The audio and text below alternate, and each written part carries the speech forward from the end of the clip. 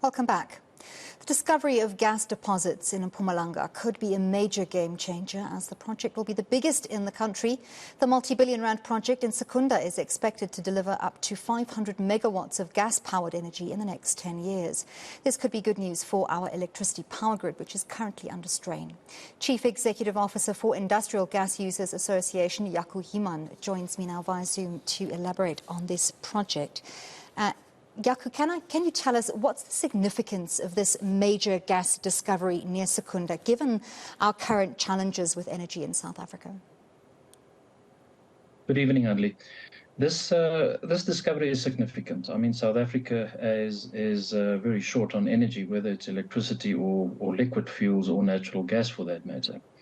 And this particular discovery holds good promise in terms of turning the let's call it the consistent energy shortage issue, particularly around natural gas, around. To give you an idea, the demand for gas far outstrips supply at the moment, and this in time will certainly fill the gap. The large benefit, of course, of this is it's domestic gas, and that of course holds good promise for the economic development for the region. Jaco, Kinetico Energy and the Industrial Development Corporation have joined forces to develop a liquefied natural gas project, which, as we said in our introduction, they will ultimately deliver about 500 megawatts of gas-powered energy. What will the role of Kinetico be in this project? Right. So Kinetico has been spearheading and taking the risk on this project as developers of this resource. It has been a long journey to this date, and if you talk to Kinetico, they'll also tell you it's been quite a difficult journey. But it certainly holds promise.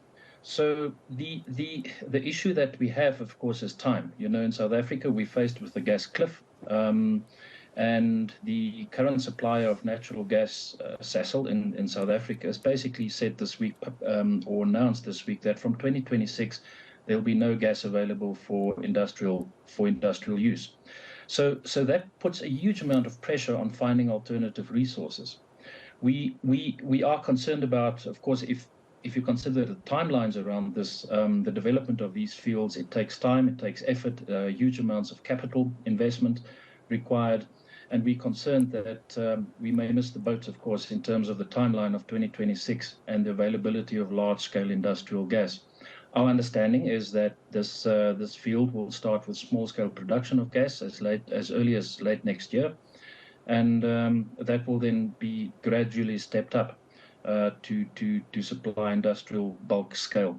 So I think in probably in over the medium term, this particular resource certainly have or holds huge potential. Our problem, of course, sits over the short term. You know, what do we do over the next 30 months from now? You talk about massive capital investment. Let's talk about funding for the project. Where does that come from, and can you give us some figures? So I'm not close to these figures, but we do know that Kinetico is putting up equity in the project, so it's their own money, of course, or their shareholders' money, and then it is a publicly listed company in Australia. So and then various third-party funders will come up with this project.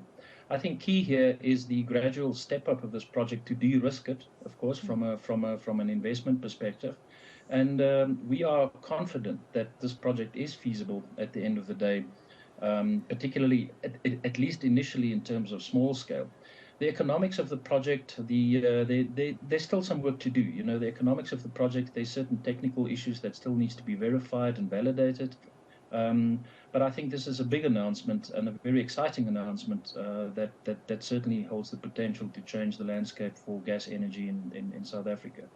I think it needs to be read in conjunction with the other potential gas resources that we have in South Africa. It's, you know, we're sitting with a low-pit brillpad of Total Energy off the south coast of South Africa, and the significant developments that we see in the off the west coast, south of the border with Namibia, which certainly would change the landscape of gas on a global scale. So it certainly looks like South Africa's got huge potential to capitalize on this. and to lift it out of this chronic energy shortage that we experience, whether it's electricity, industrial gas, or other sources. In any project of this scale, there has to be due concern for environmental issues. What are the concerns at play with exploration of this type of gas? Right. So the natural gas in this instance doesn't have a significant environmental impact. Certainly not likened to, we often read about the environmental impact of shale gas. This is completely different. So the physical environmental impact of extracting the gas is actually quite low. Of course, gas is carbon intensive, but it is a cleaner fuel than for example, coal. Our position is that we see gas as a transitional fuel in the South African economy mix. Together with increase in solar energy, we certainly have the potential to decarbonize the South African economy around 2040, 2045. And the likely impact on South Africans.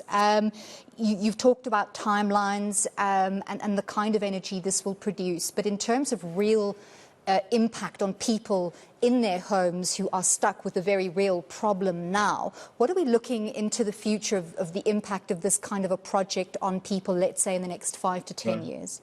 Right. So it's twofold. I think this gas has the potential to be plugged into large-scale, utility-scale power production or electricity generation, and that, of course, would alleviate the current energy shortage. If you take our integrated resource plan in South Africa, there's provision for about 3 gigawatts of gas to power. As a policy position, we expect that over the next 7 years or so, South Africa will probably double that amount in terms of gas energy power. That, of course, needs to be balanced out with the increase in renewable power. So it certainly dances together. So from an energy or electricity availability perspective, gas certainly has this role to play. The fact that it's a domestic resource certainly holds promise for the economy, and the impact of that sits on the balance of payment. It's a domestic resource that is then domestically consumed, so we don't have to spend money outside of our borders to import energy. Also, very importantly, and what many commentators miss, is the fact that industrial gas is not only for power generation. Currently, industry is powered with it. Most of our large energy-intensive manufacturers in South Africa are dependent on natural gas, and it's critically important that gas is then provided as economically as possible and as much as possible to provide strength to the ongoing strength for the manufacturing sector. Thank you so much for your insights into this topic, a pinprick of light in a sea of darkness, and hopefully that light will get brighter and brighter as this project continues in its phased implementation. That was Jaco Human, CEO of the Industrial Gas Users Association.